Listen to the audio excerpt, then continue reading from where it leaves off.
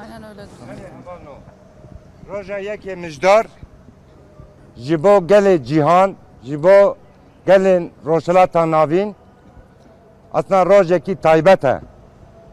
Çirandina tarîtiye û ronahîbûna rojhilata navîn e. Kobanî wek hûn jî zanin berxwedanekî bêhempa hat dayîn. Nêzîkî 2 meh hatibû dorpêçkirin ji bona ku va çeteyên Daeş û hevkarê xwe ez binê wî xîz dikim hevkarê Daeş devletên herem gelek devlet cî girtibû. Destekê xwe herî cor da ji bo Daeş serkeve vana destekê herî mezindan. Lêberî berxwedana gelê me Kobanî berxwedana şoreja Rojava vana hemû têk birin. Serî da Daeş, çeteyên Daeş û hevkarê xwe têk birin. Ser vê esasî ew roj, roja yekê mijdarê ji bo gelên cîhanê wek serî da jî manîbû ziman rojekî taybet e. Tekoşîna azadî ê Rojava hemû gelê Ereb, Türkmen, gelê Süryan ve baweriyê gelên bawermend hemû bi eniya azadî da cî girtin berxwedanekî bêhempa Daeş têk birin.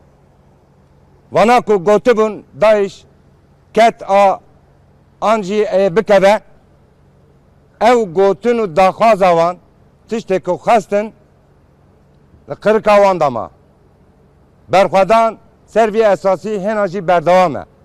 Niha îro jî devleta AKP, MHP em wisa nav dikin bi zanistî ez wisa dibêjim êdî devlet girtine destê xwe hêz û quweta devlet jî kartînin dîsa jî êrişê hovana ser Kobanî îro jî tê kirin.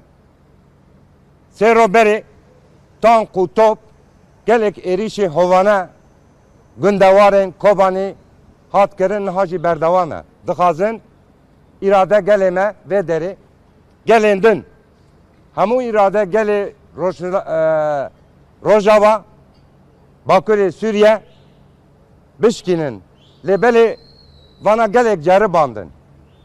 Dîtin ku berxwedana gelê Rojava va êrişa hemû têk bir û hevkarê Daeş jî têk çûn ser vê esasî.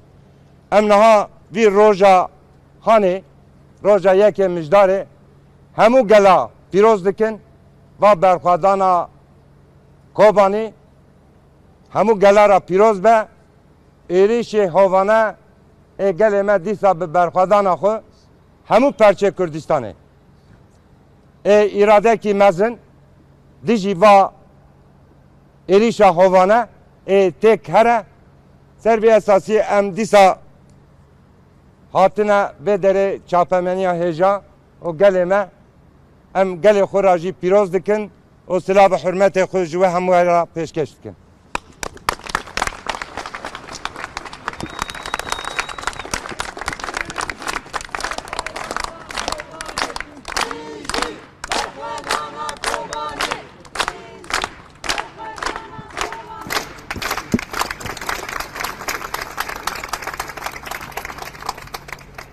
Belê heva me eger pirstine be me vê derê daxaniya xwe em ê dawî bikin.